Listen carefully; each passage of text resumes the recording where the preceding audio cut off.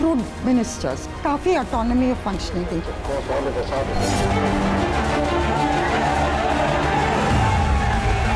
Narendra Modi's PMO is very, very powerful. All the decisions वहीं बनती हैं. सत्य को देखा जाए तो वहीं से आती हैं decision. Go to the ministers.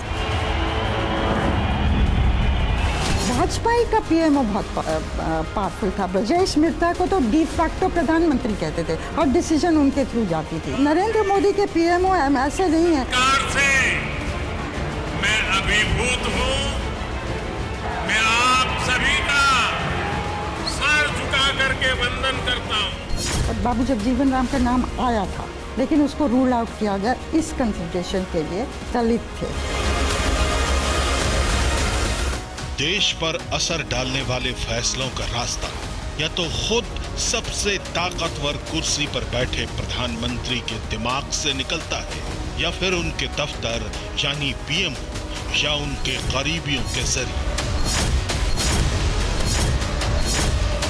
सत्ता के गलियारों की यही सच्चाई है जो बालूका पत्थर की इन दीवारों में अनसुने राज के तौर पर दफन है. ऐसे ही कुछ राज है.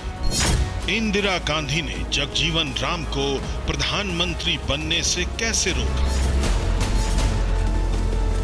सोनिया की सलाह न मानना राजीव गांधी की राजनीतिक भूल क्यों बनी? नरसिम्हा राव अयोध्या को हिंदुओं का वेटिकन बनाने का प्लान क्यों बना रहे थे? किसने दिया था वाजपेयी को परमाणु परीक्षण का राजनीतिक गुरु मंत्र?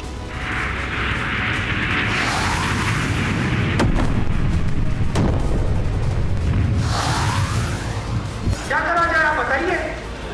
शायद मनमोहन सिंह जी ने उनको. राहुल गांधी की किस धमकी के बाद हुआ मनमोहन सिंह का Raj Tilak? I request you to accept my decision and to recognize that I will not reverse. They have expressed their faith in the Indian National Congress, in the visionary leadership. राजनीतिक शतरंज की बिसात पर शह और मात का खेल. कौन पास हुआ, कौन फेल? सबसे बड़े सियासी फैसलों के पीछे की कहानियों का ऐतिहासिक दस्तावेज, जिसके हर पन्ने में है राजनीति का अनसुना, अनदेखा, अनजाना लेकिन आंखों देखा सनसनीखेज सच.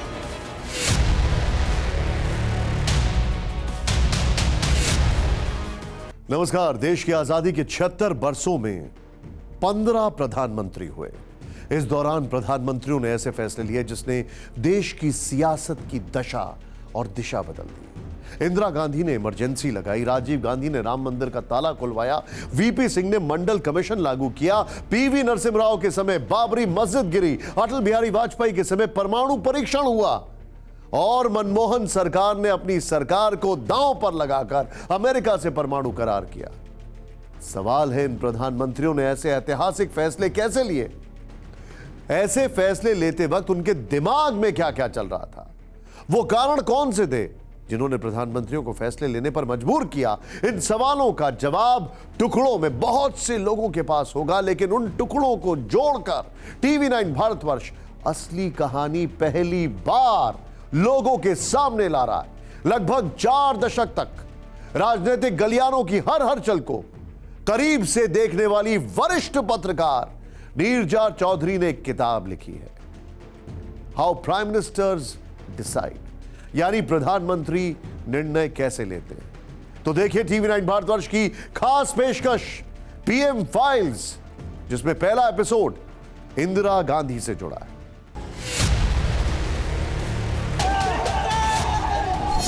भाइयों और बहनों, राष्ट्रपति जी ने आपातकाल की घोषणा की है. ईश्वर की शपथ लेता हूँ, ईश्वर की शपथ लेता हूँ कि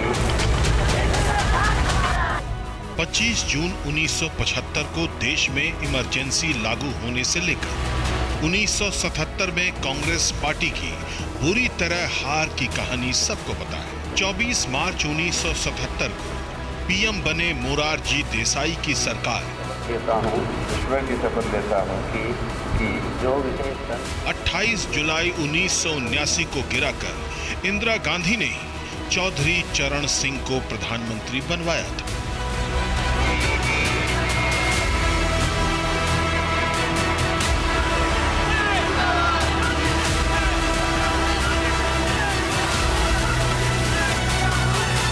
ये भी पता है और 14 जनवरी 1980 को चरण सिंह सरकार से समर्थन वापस लेकर इंदिरा गांधी की सत्ता में जोरदार वापसी की कहानी भी जग जाहिर है।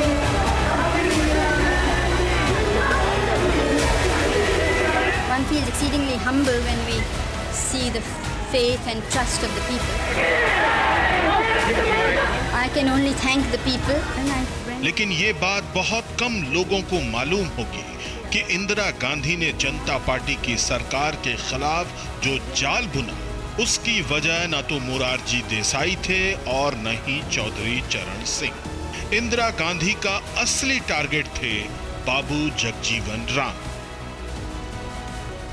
आपने कोट किया इंदिरा गांधी जी की तरफ से, कहा गया कि किसी भी कीमत पर जगजीवन राम पीएम नहीं बनना चाहिए, कोट, हटेंगे नहीं जीवन भर। देखिए, इंदिरा जी कंसिडर किया था जबकि ये 12 जून को आया था कोर्ट वर्डिक्ट, इलाहाबाद कोर्ट का वर्डिक्ट, जिस वो डिस्क्वालीफाइड हो गई थी। तो जब तक कोर्ट उसको सेटिसाइड नहीं करता, ये कंसिडरेशन था कि बना दिया जाए किसी और को इंटरिम, और बाबू जगजीवन राम का नाम आया था, लेकिन उसको रूल आउट किया गया इस कंसिडरेशन के लिए। बहुत अनुभवी थे, बड़े बड़े डिपार्टमेंट्स को उन्होंने हेड किया था और दलित थे और बहुत अनुभवी इस मायने में कि पॉलिटिक्स कैसे करनी चाहिए। तो इंदिरा गांधी ये रिस्क नहीं लेना चाहती थी और दलित को हटाना बहुत मुश्किल होगा। इंदिरा कैबिनेट में जगजीवन राम सबसे वरिष्ठ मंत्री थे। वो पहली बार 1946 में नेहरू कैबिनेट में श्रम मंत्री रहे। ये सिलसिला इंदिरा गांधी के समय तक चला। दलित वर्ग से आने वाले जगजीवन राम कांग्रेस के कद्दावर नेता थे, लेकिन इंदिरा गांधी ने उन्हें राजनीतिक कारणों से पीएम बनने से रोका। बड़ा इंटरेस्टिंग चीज है, इमरजेंसी के बाद बाबू जगजीवन राम जी का नाम आ गया था, आपकी किताब में हमने पढ़ा, लेकिन फिर कहानी एकदम से पलट गई। उस समय मेरे ख्याल जेपी और जेबी कृपलानी, उनके हाथ में छोड़ दिया गया था कि कौन प्रधानमंत्री बनेगा, आप तय करिए, सारे एमपी से बात कर लीजिए।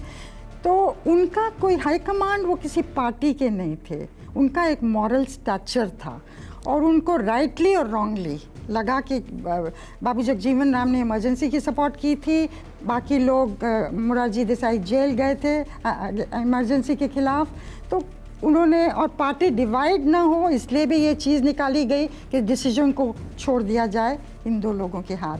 तो जेपी और कृपलानी की विजडम में उन्होंने मोरारजी देसाई को चूज किया। 1977 में बनी जनता पार्टी सरकार से इंदिरा को डर था कि उनके बेटे संजय गांधी को गंभीर नुकसान पहुंचाया जा सकता है।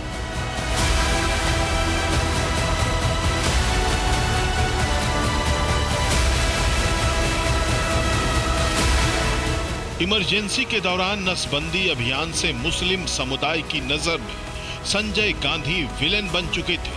संजय गांधी को बचाने और मुस्लिम समुदाय की नाराजगी को भुनाने के लिए इंदिरा गांधी ने जो चाल चली वो बेमिसाल थी। कि उनको डर था कि शायद संजय गांधी को कुछ कर देंगे। जनता पार्टी आई थी और मिली भी थी मोरारजी देसाई से और कहा था कि मैं तो हिमालय में जाके रिटायर कर दूंगी, मुझे एक ही चिंता है कि संजय को कुछ नहीं होना चाहिए। लेकिन संजय के खिलाफ, उनके खिलाफ शार्प कमीशन वो सब हुआ।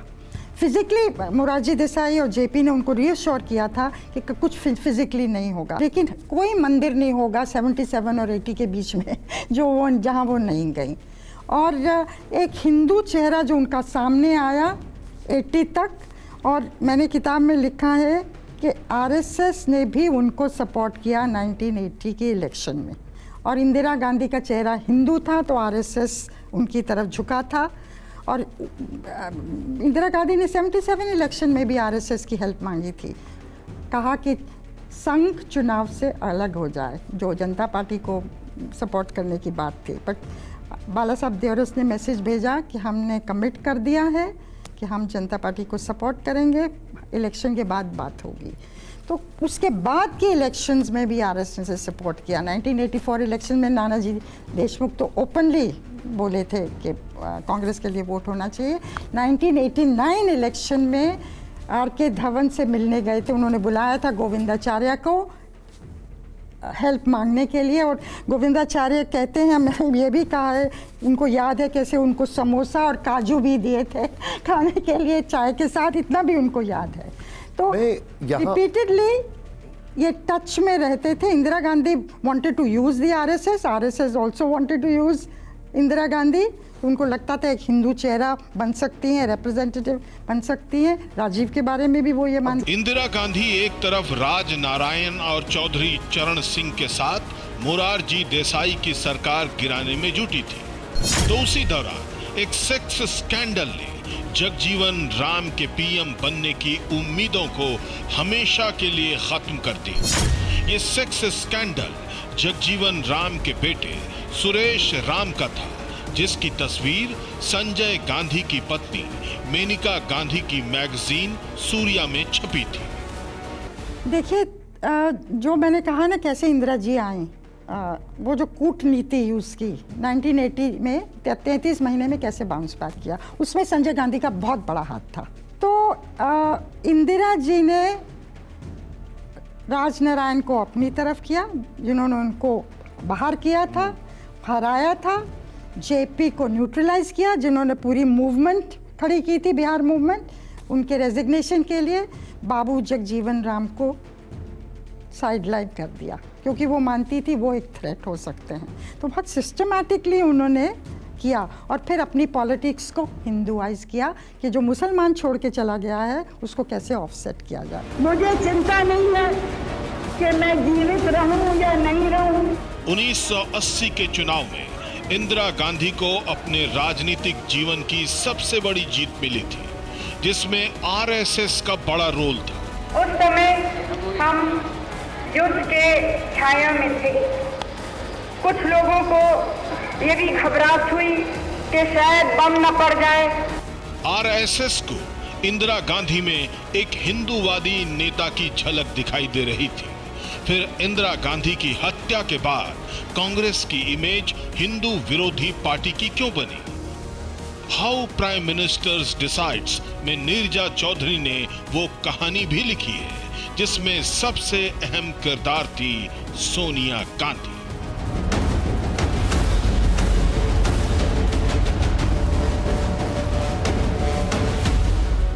नेहरू युग में जिस कांग्रेस को आरएसएस के लोग मुस्लिम तुष्टीकरण वाली पार्टी मानते थे, इंदिरा गांधी के दौर में वही कांग्रेस आरएसएस को हिंदुत्व का झंडा बरदार नजर आने लगी।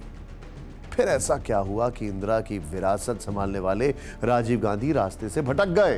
राजीव गांधी का वो कौन सा फैसला था जिससे सोनिया गांधी भी सहमत नहीं थी, और उसका नतीजा क्या निकला?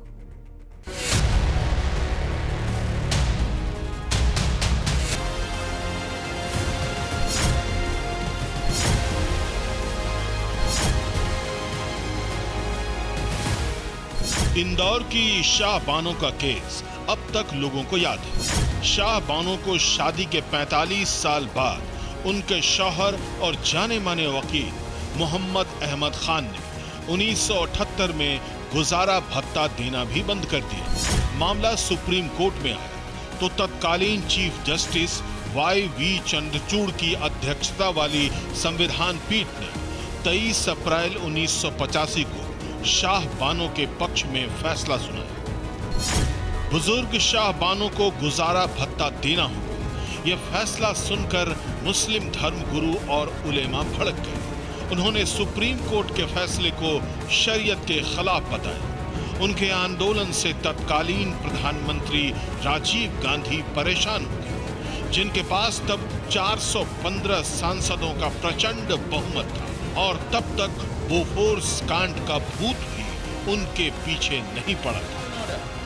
Instead of giving security, Rajiv Gandhi ने अपने राजनीतिक सलाहकारों से मशवरा किया और इस नतीजे पर पहुंचे कि शाह बानो केस में सुप्रीम कोर्ट के फैसले से मुस्लिमों की नाराजगी से कांग्रेस को नुकसान, देश को कमजोर कर रही है। लिहाजा 1986 में उन्होंने Muslim women protection of rights on divorce bill को संसद से पास करवाया और सुप्रीम कोर्ट का फैसला पलट दिया।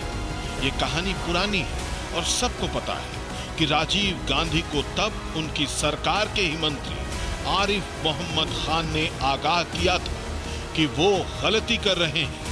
विरोध में आरिफ मोहम्मद खान ने कैबिनेट और कांग्रेस दोनों से इस्तीफा दे दिया।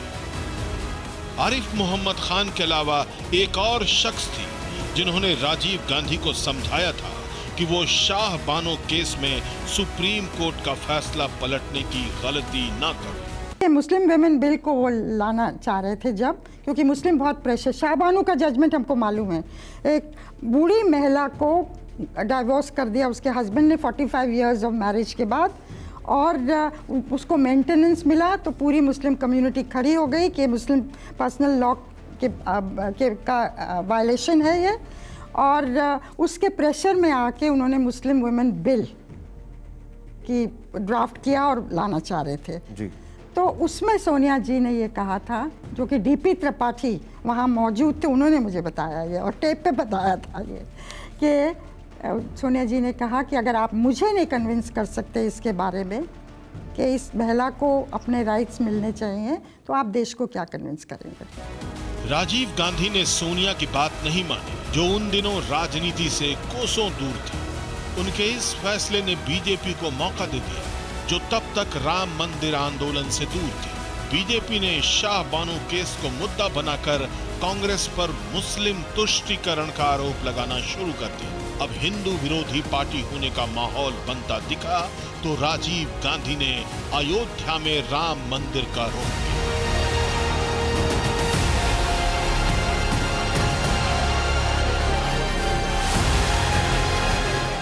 देखिए, राजीव गांधी 4 बार आरएसएस के लोगों से मिले, भावराव देवरस, जो कि बाला साहब देवरस जो संघ के चीफ थे, उनके भाई थे और पॉलिटिकल विंग को देखते थे, और इंदिरा गांधी के कहने पे मिले 82 और 84 के बीच में, और उनका वार्तालाप होता था।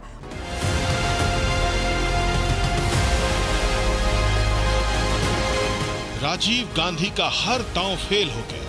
शाह बानो केस के बाद राम मंदिर के प्रति नरमी दिखाकर वो एक साथ हिंदुओं और मुसलमानों दोनों को साधना चाहते थे, लेकिन एक को भी साध नहीं सके। कमजोर वर्गों की तरफ जाना चाहिए। मुस्लिम चले गए जनता दल के पास और हिंदुओं ने मान लिया कि कांग्रेस में उनका भविष्य नहीं है। महिलाओं को, हरिजनों को, आदिवासियों को खास 1977 में इंदिरा गांधी के खिलाफ जैसा माहौल जनता पार्टी ने बनाया था, लगभग वैसा ही माहौल राजीव गांधी के खिलाफ 1979 के चुनाव में तैयार हुआ। बोफोर्स तोप सौदे में दलाली का आरोप लगाकर कांग्रेस छोड़ने वाले वीपी सिंह ने पूरे विपक्ष को एकजुट कर लिया। राजीव गांधी चुनाव भी हार गए। फिर वीपी सिंह की सारी मेहनत पर पानी कैसे फिरा, इसकी दिलचस्प कहानी भी नीरजा चौधरी की इस किताब में।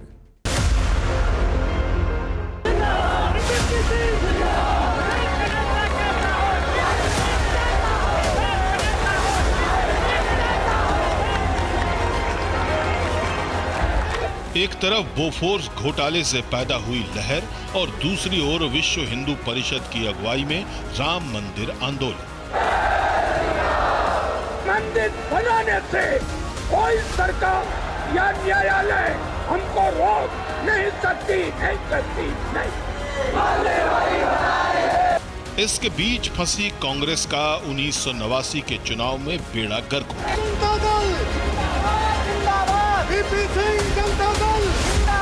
ये कहानी तो आपको पता होगी, लेकिन राजीव गांधी को हराने वाले वीपी सिंह की सरकार सिर्फ 11 महीने में क्यों चली गई, इसकी इनसाइड स्टोरी बहुत कम लोगों को मालूम है। 1989 में चंद्रशेखर नहीं चाहते थे कि वीपी सिंह पीएम बने। उन्हें देवीलाल ने अपने नाम पर राजी किया और जब जनता दल के सांसदों ने देवीलाल को नेता चुना तो ऐन मौके पर देवीलाल ने वीपी सिंह का नाम आगे बढ़ा दिया। चंद्रशेखर यही कहते रहे कि उन्हें देवीलाल ने अंधेरे में रखा। अगर आपको लगता है कि चंद्रशेखर आंख मूंदकर देवीलाल पर भरोसा कर रहे थे, तो ये कहानी सुनिए। तो लोग आ रहे थे देवीलाल जी से मिलने उस दिन, जिस दिन प्रधानमंत्री का डिसीजन होना था ना कि वीपी सिंह बनेंगे या कौन बनेगा, तो कुलदीप नायर, बहुत लोग आ रहे थे देवीलाल के पास कहने के लिए कि विश्वनाथ प्रताप सिंह को बनना चाहिए क्योंकि मैंडेट उन्हीं के लिए। तो चौटाला वहाँ बैठे थे, चंद्रशेखर ने उनको कहा था वहाँ से हिलना नहीं, देखो कौन आ रहा है कौन जा रहा है। तो जैसे कुलदीप नायर, जेठी सेठी आए वहाँ, तो और फिर अश्विनी मिन्ना थे, अश्विनी कुमार जो कि पंजाब केसरी के एडिटर थे, उन्होंने वो आए मिलने के लिए। तो फिर उन्होंने कहा ये देखो सब लोग बेड़ा गर्क कर देंगे। 7 अगस्त 1990 को जब वीपी सिंह ने मंडल कमीशन रिपोर्ट लागू करने का ऐलान किया, तो डिप्टी पीएम देवीलाल को उन्होंने 2 दिन बाद ही कैबिनेट से बर्खास्त कर दिया। माना यही गया कि देवीलाल मंडल कमीशन की रिपोर्ट लागू करने में रोड़े अटका रहे थे, क्योंकि मंडल आयोग ने जाट समुदाय को ओबीसी की लिस्ट से बाहर रखा था। 1989 में बीजेपी के चुनाव घोषणा पत्र में भी मंडल कमीशन की रिपोर्ट लागू करने का वादा किया गया था और बीजेपी राम मंदिर को भी अपना एजेंडा बना चुकी थी।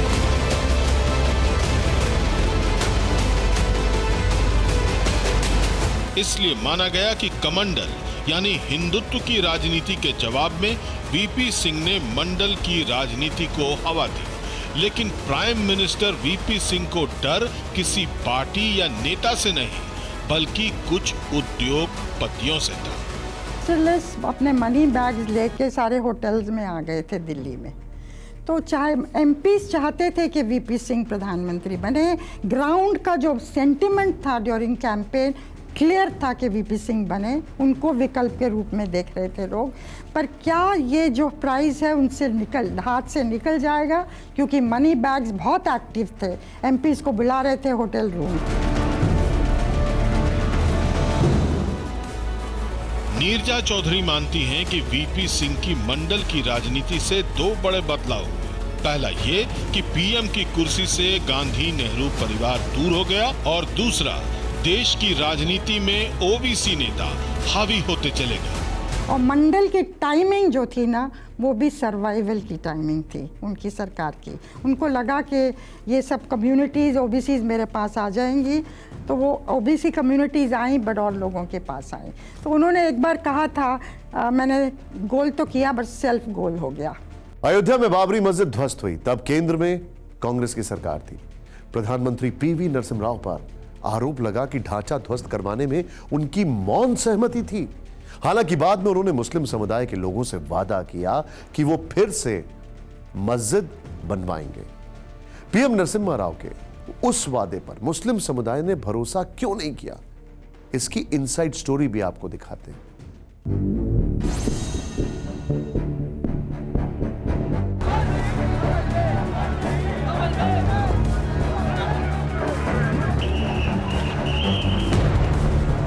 यूनियन टेरिटरी बना दो अयोध्या और फैजाबाद और नंदीग्राम एरिया को, जिसको वेटिकन स्टेटस दिया जा सकता है। 6 दिसंबर 1992 अयोध्या में बीजेपी नेताओं की मौजूदगी में कार सेवकों ने विवादित ढांचा ध्वस्त कर दिया। बाद में खबर आई कि जिस वक्त ढांचा ध्वस्त हो रहा था, तब प्रधानमंत्री पीवी नरसिम्हा राव एकांत में पूजा कर रहे थे। आरोप भी लगा कि वो बाबरी विध्वंस को रोकना ही नहीं चाहते थे, लेकिन क्यों? मंदिर की पॉलिटिक्स उस दिन खत्म हो गई, मैं मानती हूँ, जहाँ तक इलेक्शन का सवाल है, जिस दिन बाबरी मस्जिद ध्वस्त हुई थी। उसके बाद कांग्रेस ने 1 साल बाद इलेक्शंस भी जीते। नरसिम्हा राव के टाइम में मंदिर इशू नहीं रहा। नरसिम्हा राव मंदिर उसी जगह बनाना चाहते थे, ट्रस्ट भी एस्टैब्लिश कर दिया था, रजिस्टर भी हो गया था। 95 में उन्होंने कहा कि वापस पावर में आएंगे तो करेंगे। नरसिम्हा राव ने अयोध्या में विवादित परिसर के आसपास की 67 एकड़ जमीन अधिग्रहित करवाई थी, तो यही माना गया कि वो भविष्य में 6 दिसंबर 1992 जैसी घटना रोकना चाहते हैं, लेकिन उनके दिमाग में एक बड़ा प्लान चल रहा था। वो अयोध्या को केंद्र शासित क्षेत्र बनाकर हिंदुओं का वेटिकन बनाना चाहते थे। एक और सजेशन आया था, वो था कि यूनियन टेरिटरी बना दो अयोध्या और फैजाबाद और नंदीग्राम एरिया को, जिसको वेटिकन स्टेटस दिया जा सकता है। किशोर कुणाल ने ये आइडिया दिया था जो आप बता रहे हैं। किशोर कुणाल ने ये आइडिया था और प्रधानमंत्री बहुत उत्साहित हुए थे इस पे। कहा मेरे को ड्राफ्ट दो ऑर्डिनेंस का, उन्होंने दूसरे दिन ऑर्डिनेंस का ड्राफ्ट भेजा था, लेकिन वो हुआ नहीं। पीवी नरसिम्हा राव को अपने अयोध्या प्लान पर पूरा भरोसा था कि 1996 के चुनाव में उनकी जीत पक्की है। लेकिन आप ये जानकर हैरान रह जाएंगे कि नरसिम्हा राव कतई नहीं चाहते थे कि 1996 में कांग्रेस को पूर्ण बहुमत मिले, क्योंकि उन्हें अपनी कुर्सी छिन जाने का डर था। जब नरसिम्हा राव जी, ये उसमें लिखा है कि नरसिम्हा राव जी को ये लग रहा था कि अगले टर्म में भी वो इलेक्ट हो जाएंगे, लेकिन इस टर्म में फुल मेजॉरिटी नहीं मिलनी चाहिए वरना सोनिया गांधी जी पार्टी की लीडर बन जाएंगी। लेकिन वही नरसिम्हा राव जब एम्स के बेड पर हैं, तब उनको शिवराज पाटिल और सोनिया गांधी मिलने आते हैं कि वो कुछ खाना खा लें। वो कुछ खाना उस दिन एक दिन के लिए उन्होंने खाना पीना छोड़ दिया था। बताइए मैम जरा उसके बारे में। देखिए, वो था कि इतना ट्रबल ऑब्वियसली कर रहा था उनको कि उन्होंने खाना पीना छोड़ दिया। और ये मंदिर से ही जुड़ा हुआ है। मतलब छोड़ दिया था और उनकी बेटी ने मैसेज भेजा SOS अहमद पटेल को और शिवराज पाटिल को। वो आए, रात को मेरे ख्याल 2 बजे तक रहे थे उनके साथ। अहमद पटेल ने पानी पिलाया उनको और उन्होंने ये कहा कि आप लोग मुझे ब्लेम करते हो इसके लिए, ये सही नहीं है। मतलब ये तो ट्रबल कर रहा था उनको, तो एंड तक वो ट्रबल कर रहा था। और एंड तक ये मस्जिद का गिरना, जिसके लिए कांग्रेस पार्टी की लीडरशिप नरसिम्हा राव को ब्लेम करती थी, जिसकी वजह से उनकी बॉडी कांग्रेस हेडक्वार्टर्स में अंदर जाने नहीं दिया था। जिस बाबरी मस्जिद के विध्वंस को नरसिम्हा राव बीजेपी के खिलाफ अपना पॉलिटिकल मास्टर स्ट्रोक मान रहे थे, वही इल्जाम उनके राजनीतिक जीवन के दुखद अंत की वजह बना। 1998 में कांग्रेस ने उनको लोकसभा चुनाव लड़ने का टिकट तक नहीं दिया।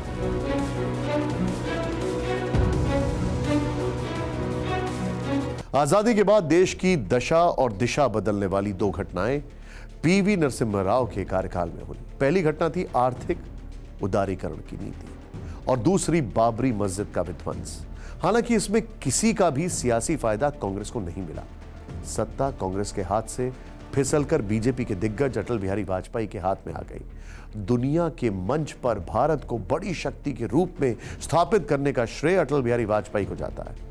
शुरुआत पोखरण में परमाणु परीक्षण से हुई, लेकिन क्या आप जानते हैं कि अटल जी को यह आइडिया किसने दिया था? मैं अटल बिहारी वाजपेयी ईश्वर की शपथ लेता हूं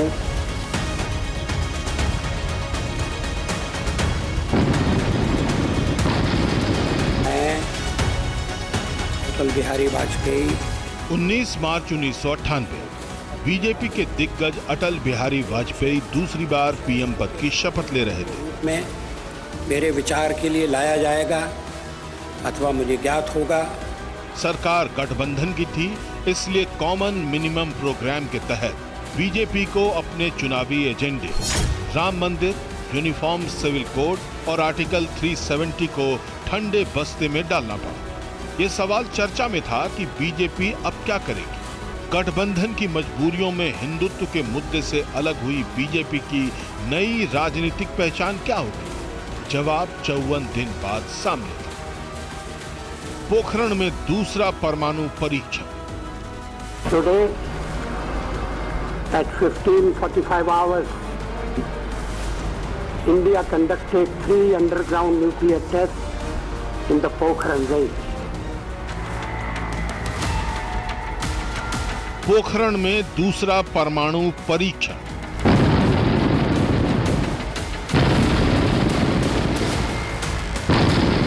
ये वो घटना थी जिसने भारत को दुनिया का 5वीं परमाणु शक्ति के तौर पर स्थापित कर दिया।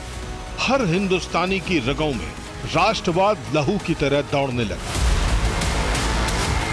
परमाणु परीक्षण के विरोध में अमेरिका से लेकर जापान तक ने आर्थिक प्रतिबंध लगाए, लेकिन भारत की आर्थिक सेहत पर कोई असर नहीं पड़ा और अंत में अमेरिका को भी स्वीकार करना पड़ा कि भारत की न तो अनदेखी संभव है और न ही उसे अलग थलग किया जा सकता है। अटल युग के भारत की ये कहानी सबको पता है, लेकिन ये बात बहुत कम लोग जानते हैं कि परमाणु शक्ति के प्रदर्शन से विश्व शक्ति बनने का आइडिया पूर्व प्रधानमंत्री पीवी नरसिम्हा राव ने अटल बिहारी वाजपेयी को दिया था।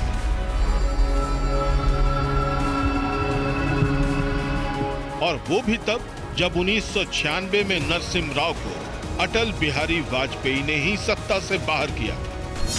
न्यूक्लियर टेस्ट के लिए नरसिम्हा राव तैयार थे और फिर लीक हो गया मामला। 95 में उनका एस कार्य होना था, लीक हो गया और फिर उन्होंने डिसाइड किया नहीं करेंगे। तो जब वाजपेयी जी आए 96 में तो तुरंत उन्होंने वाजपेयी को बोला कि सब कुछ तैयार है, अब आपको बस करने की ज़रूरत है। और वाजपेयी जी करने के लिए तैयार हो गए, लेकिन कई लोगों ने उन्हें कहा कि ऐसा नहीं करना चाहिए।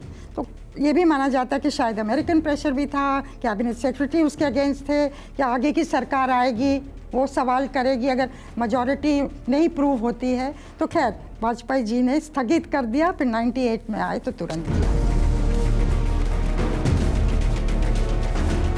अटल बिहारी वाजपेयी के बाद सत्ता की बागडोर मनमोहन सिंह ने संभाली, जिनको उन्हीं के मीडिया एडवाइजर संजय बारू ने द एक्सीडेंटल प्राइम मिनिस्टर बताया था। हालांकि बाद में उन्हीं मनमोहन सिंह ने अमेरिका के साथ न्यूक्लियर डील साइन करके भारत के परमाणु शक्ति होने की मान्यता दिलवाई। कमजोर और कठपुतली प्रधानमंत्री की तोहमत झेलने वाले मनमोहन सिंह कैसे और किसकी बदौलत बने पीएम, देखिए दिलचस्प कहानी।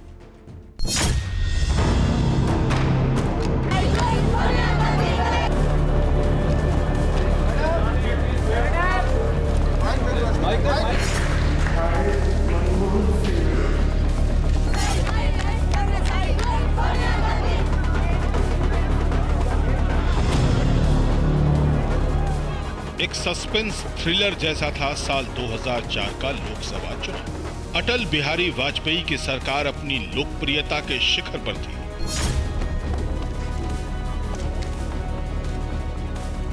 लेकिन सबसे बड़ी पार्टी बनकर उभरी कांग्रेस। बीजेपी को सत्ता से बाहर रखने के लिए लेफ्ट फ्रंट समेत ज्यादातर विपक्षी पार्टियों ने सोनिया गांधी को प्रधानमंत्री बनने के लिए समर्थन दे दिया।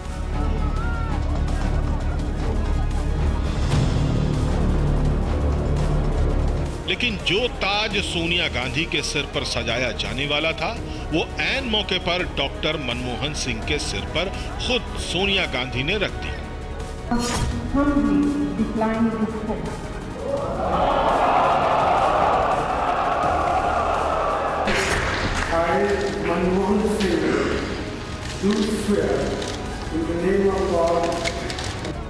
ये कहानी सबको पता है, क्योंकि इसी के बाद सोनिया गांधी को कांग्रेस ने त्याग की देवी बताना शुरू किया। हालांकि इस त्याग की इनसाइड स्टोरी कुछ और ही थी। नीरजा चौधरी ने अपनी किताब हाउ प्राइम मिनिस्टर्स डिसाइड में गांधी नेहरू परिवार के करीबी और पूर्व विदेश मंत्री नटवर सिंह के हवाले से लिखा है। 17 मई 2004 की दोपहर का वक्त था। 10 जनपद के कमरे में मीटिंग चल रही थी। प्रियंका गांधी और मनमोहन सिंह कमरे में थे। एक सोफे पर सोनिया गांधी बैठी थी। मैं जब वहां पहुंचा तो सोनिया गांधी बहुत व्याकुल थी। तभी राहुल गांधी कमरे में दाखिल हुए और उन्होंने हम सबके सामने कहा कि वो सोनिया गांधी को प्रधानमंत्री नहीं बनने देंगे। राहुल ने कहा, मेरे पिता की हत्या हुई, मेरी दादी की हत्या हुई, 6 महीने में आप भी मार दी जाओगी। सोनिया गांधी ने राहुल गांधी से कहा, अगर उनकी बात नहीं सुनी गई तो वो बहुत बड़ा कदम उठा लेंगे। ये कोई मामूली धमकी नहीं थी। राहुल बहुत दृढ़ निश्चय वाले आदमी हैं। उन्होंने सोनिया गांधी को फैसला करने के लिए 24 घंटे का वक्त दिया। यह सुनकर सोनिया गांधी की आंखों में आंसू भर आए कि वो अपनी मां को बचाने के लिए कोई भी कदम उठा सकते हैं। इसके बाद जो हुआ वो इतिहास है। राहुल गांधी की जिस धमकी का जिक्र नटवर सिंह ने किया था, उसे खुद राहुल गांधी ने 10 साल बाद कांग्रेस के जयपुर अधिवेशन में अपने भाषण के दौरान दिया। राहुल को उसी अधिवेशन में कांग्रेस का उपाध्यक्ष बनाया गया था। कांग्रेस अध्यक्ष सोनिया गांधी का उत्तराधिकारी बनने का मतलब था बैकडोर से सत्ता का कंट्रोल, और राहुल गांधी समझा रहे थे कि सत्ता उनकी नजर में जहर के समान है। My mother came to my room and she sat with me and she cried. Why did she cry? She cried because she understands that the power so many people seek is actually a poison.